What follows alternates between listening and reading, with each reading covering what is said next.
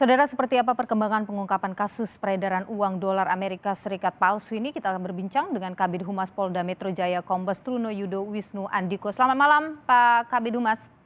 Selamat malam, Mbak Nilu. Ya, jadi Pak Yudo, sampai dengan malam hari ini apakah ada perkembangan tersangka baru misalnya?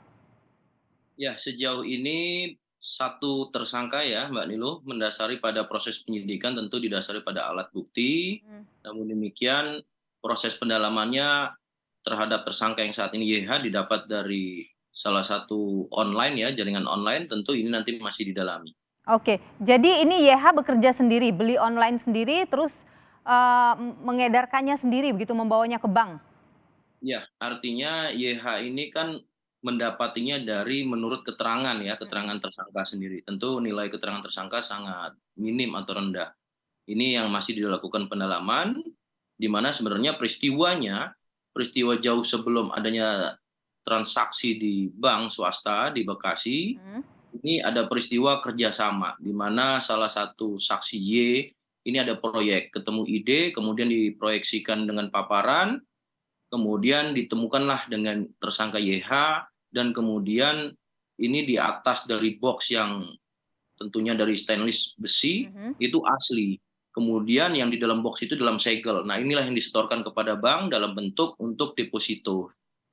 Oke, nah sudah didapatkan informasi Pak, YH ini mengetahui, kan ini mengakunya belinya online begitu, meskipun tadi Anda sebut didalami, tapi dari mana informasi untuk mendapatkan, oh di situs online ini untuk membeli?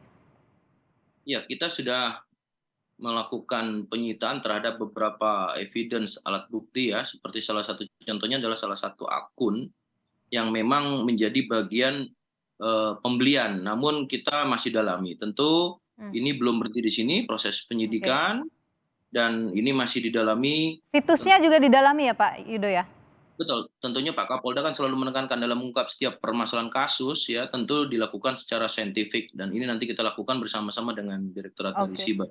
Pak Yudo, dari pemeriksaan sementara yang dilakukan kepada YH ini, apakah ini kali pertama ia melakukan ini atau sebelumnya mungkin pernah juga mengedarkan uang palsu? Sejauh ini berdasarkan keterangan sementara sekali ya, namun demikian tetap kami akan dalami karena proses penyidikan ini kan belum terhenti di sini, Mbak. Ini modus baru atau bagaimana Pak Yudo?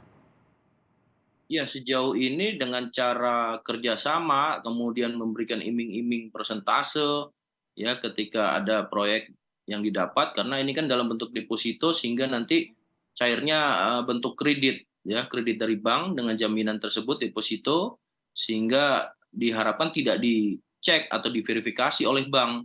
Nanti ada pembagian secara kredit, ini ada yang 50% YH, kemudian Y juga ada 30% dan ada perantara di sini saudara H ini 20%.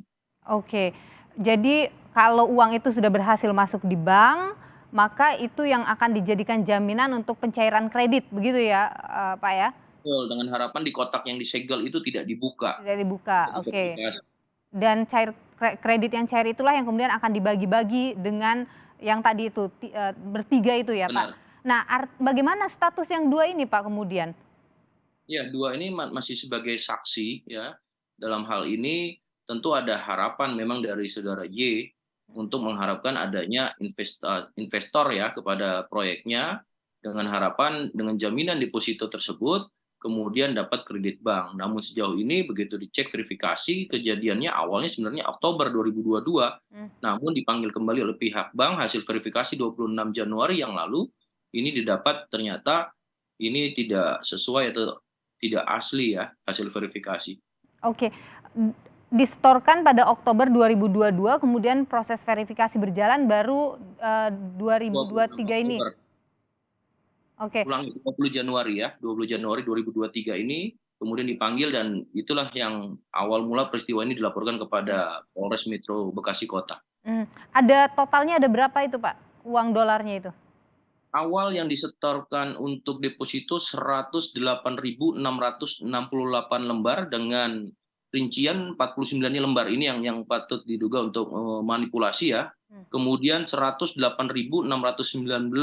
ini diragukan keasliannya, verifikasinya. Kemudian dikembangkan di rumah YH didapat lagi 90.000 lembar semuanya ada pada pecahan 100 US dollar. Oke, itu bertahap memang Pak ya yang dibawa ke bank ini?